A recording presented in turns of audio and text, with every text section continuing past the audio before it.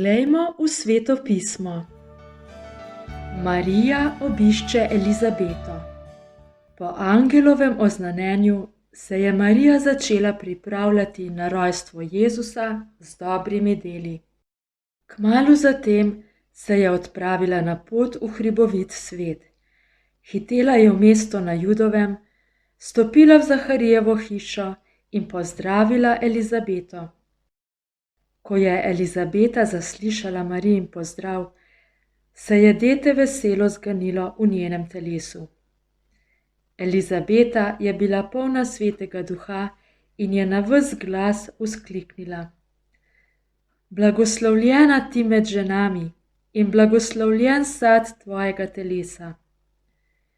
Od kod meni to, da prihaja k meni mati mojega Gospoda?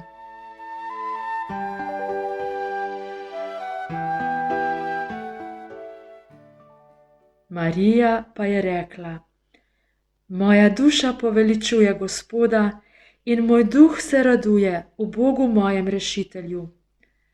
Ozrl se je na nizkost svoje dekle.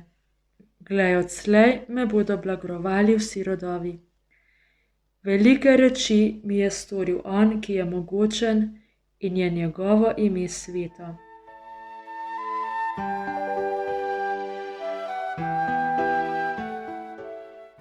Marija je ostala pri Elizabeti približno 3 mesece, potem pa se je vrnila na svoj dom.